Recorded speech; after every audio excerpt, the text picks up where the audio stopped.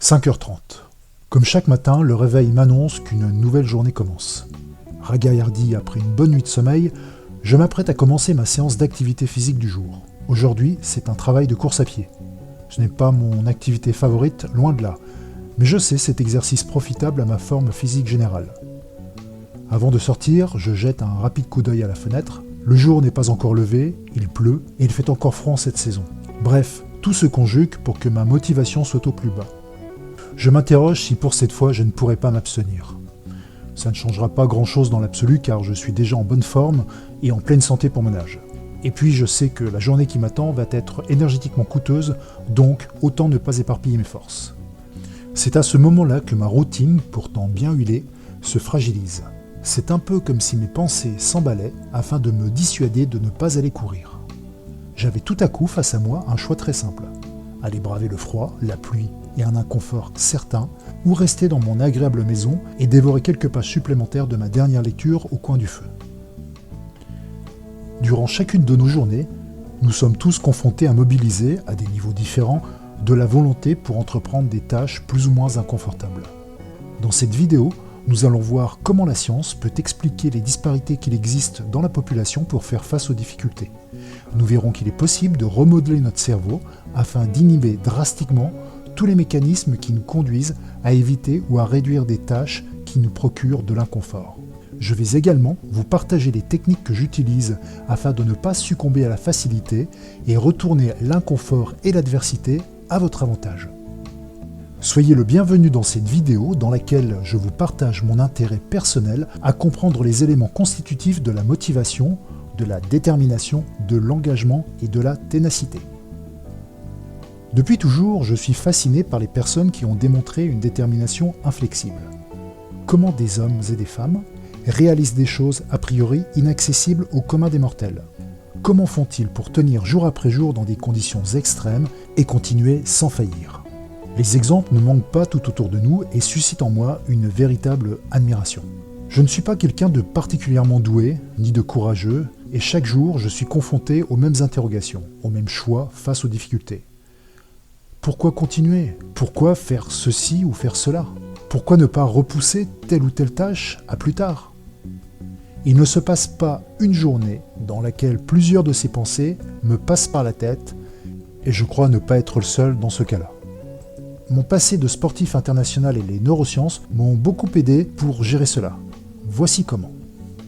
Les recherches de ces 10 dernières années sur la volonté montrent clairement qu'il existe une partie dans notre cerveau qui est un centre clé dans la gestion des efforts. Cette zone du cerveau, appelée le cortex singulaire médian antérieur, fonctionnerait comme un calculateur afin d'estimer le coût et les avantages de s'investir dans telle ou telle tâche.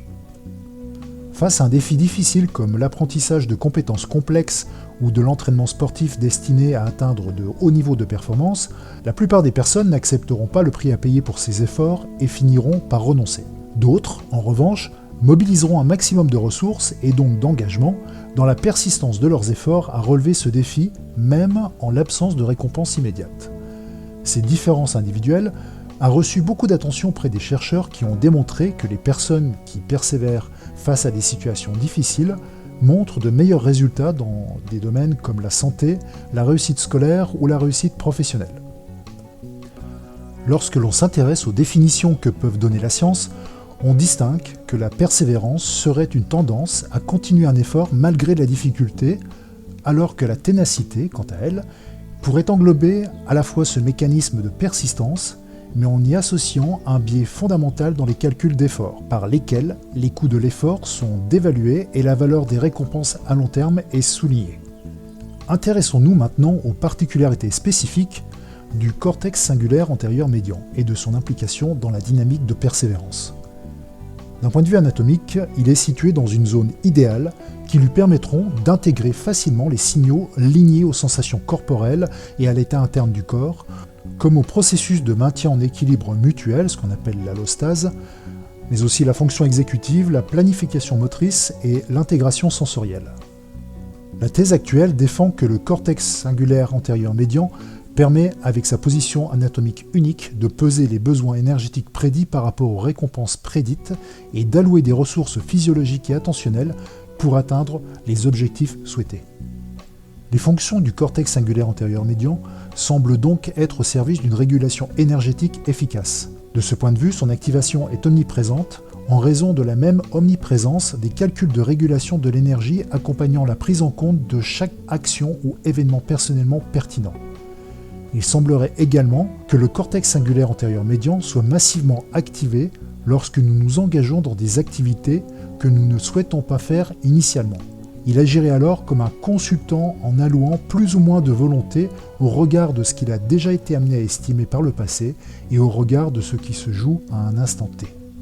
En effet, par son rôle de surveillant de l'état interne du corps, le cortex singulaire antérieur médian est capable d'agir comme une alarme neurale qui, face à des signaux comme la douleur, la faim, la soif ou l'essoufflement, dirigera son attention vers des conflits potentiels avec des objectifs de survie durable. Attention, lorsque j'évoque des conflits potentiels, c'est qu'ils sont juste estimés par notre cortex singulaire antérieur médian, mais ne s'étant pas encore produits. C'est un peu comme si nous avions une fonction interne à forte tendance pessimiste qui s'active au moment de poursuivre des objectifs qui mettent en jeu notre réglementation énergétique. C'est assez fascinant lorsqu'on y pense. Malgré cette prédisposition à la pondération, le cortex singulaire antérieur médian est en mesure de répondre positivement à des demandes futures par ajustement aux erreurs de prédiction.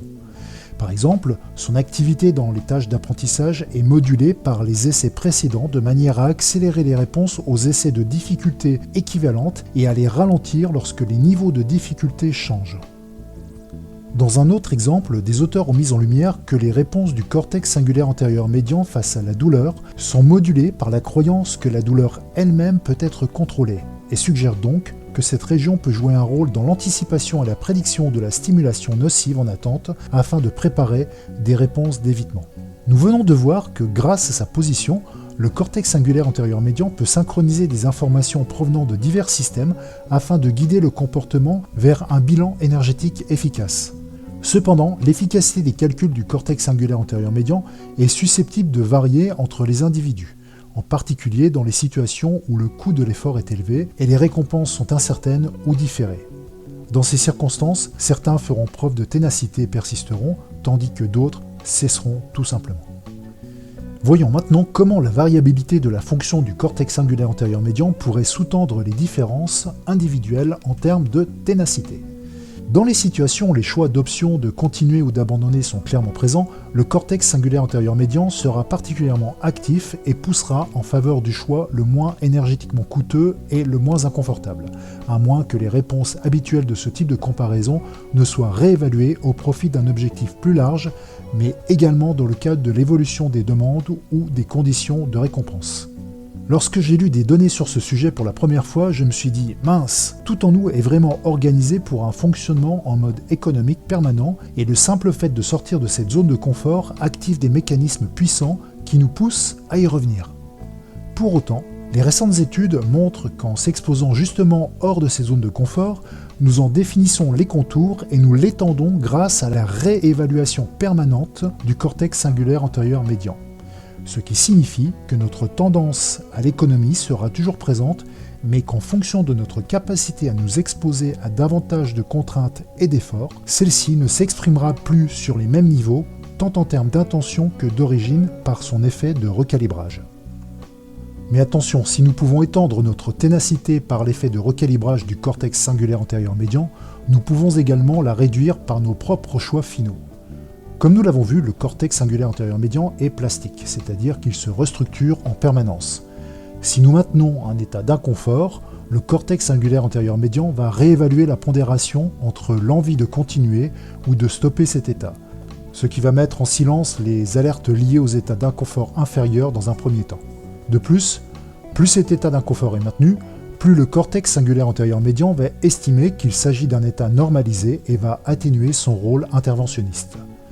Ce qui veut dire que plus nous sommes habitués à un niveau d'inconfort, moins nous le percevons comme tel et moins nous sommes enclins à le stopper ou à l'éviter. A contrario, un niveau d'inconfort initialement commun peut s'intensifier si nous avons fait le choix de son évitement.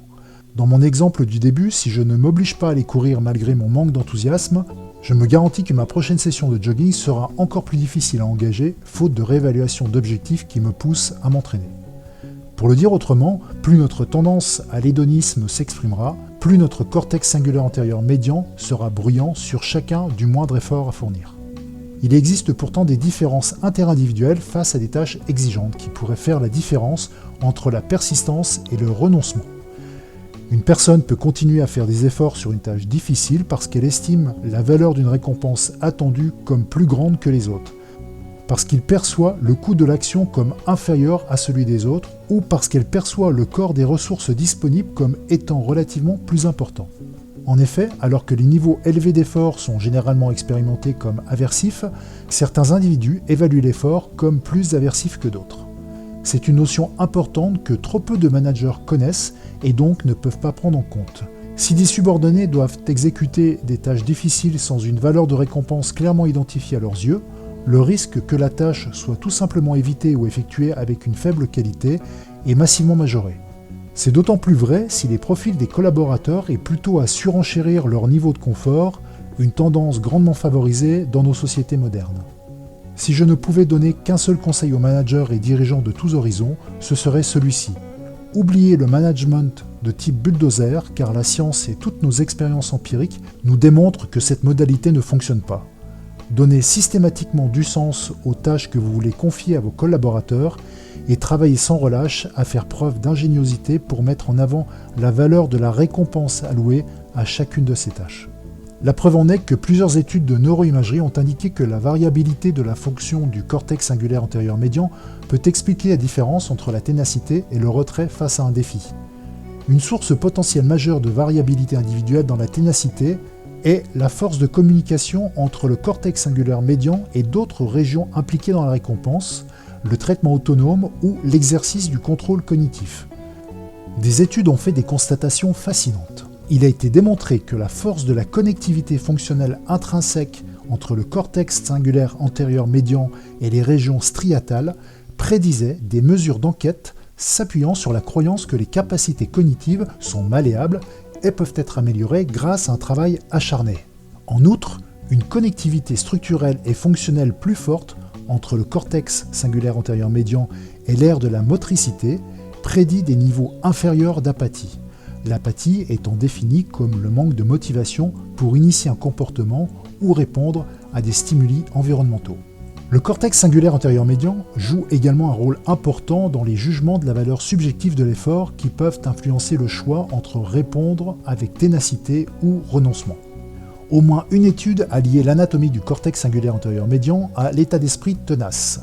Certains chercheurs ont indiqué qu'un volume de matière grise plus important dans un groupe comprenant le cortex singulaire antérieur médian et le cortex singulaire postérieur médian prédisait des niveaux de persistance plus élevés évalués par l'inventaire de la personnalité. On a constaté que le cortex singulaire antérieur médian était plus petit chez les personnes en surpoids. On a constaté que le cortex singulaire antérieur médian était plus petit chez les personnes en surpoids, puis qu'il augmentait en taille si ces mêmes personnes entreprennent un régime.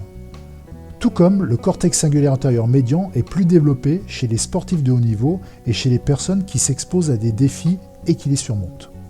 J'ai beaucoup insisté sur la dynamique pessimiste du cortex singulaire antérieur médian, mais il serait faux de le réduire juste à cela. En effet, la science a montré que le cortex singulaire antérieur médian pouvait jouer un rôle évidemment inhibiteur, mais aussi excitateur, et pourrait apporter la motivation nécessaire à effectuer des actions.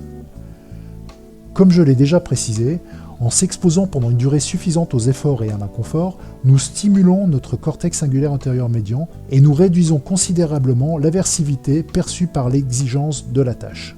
Cela aboutit à une plus grande volonté d'exercer des efforts, et cela même pour une récompense réduite. Cette petite partie du cerveau est un élément supplémentaire qui tend à nous signifier que la facilité est notre propre construction et que c'est dans l'inconfort que nous développons notre pétulance. Des études ont même mis en relation le niveau de stimulation du cortex singulaire antérieur médian et l'espérance de vie, comme si notre volonté à maintenir de l'inconfort et des efforts représentait notre propre volonté de vivre. Je conclurai ce chapitre sur la persévérance en insistant sur le fait que selon moi, une volonté forte ne tombe pas du ciel. Elle se construit et se développe jour après jour, année après année. J'ai démarré la vidéo en vous exposant une scène banale de mon quotidien, celle d'enfiler ses chaussures pour aller courir malgré le manque évident d'enthousiasme. Je ne suis pas différent des autres et tout ce qui est difficile dans la vie m'invite à fuir au premier chef. Pourtant, ce que j'ai acté dans ces moments-là où il est très facile d'abandonner, c'est de me dire que le fait de ne pas avoir envie de faire est justement la meilleure raison pour devoir le faire et me permet de transformer, sur le plan symbolique, l'épreuve en opportunité, comme une façon d'activer mon propre esprit de contradiction envers moi-même. Je reste persuadé qu'une volonté de faire ne s'acquiert qu'en prenant l'inconfort comme partenaire de vie. Personne n'échappe au manque de motivation, à l'autocomplaisance, à l'évitement des choses difficiles. Ces sentiments me traversent plusieurs fois par jour, et si de prime abord ces sentiments semblent négatifs, ils sont une véritable aubaine pour m'offrir l'opportunité de devenir plus fort et plus heureux. Nonobstant, ces invitations à la démission ne nous laissent à chaque fois que deux choix possibles, celui de grandir ou celui de s'éteindre. C'est assez simple en fait. Si chacun des efforts auxquels je suis confronté occasionne à chaque fois une lutte intérieure, eh bien c'est suffisant et c'est parfait. Je crois que je serai toujours tenté de repousser, de ne pas faire, de moins en faire, et à chaque fois je vais devoir éduquer mon cerveau à appliquer une seule règle, celle de faire. Ce n'est pas un scoop, mais le vrai défi a toujours été en nous-mêmes. Portez-vous bien.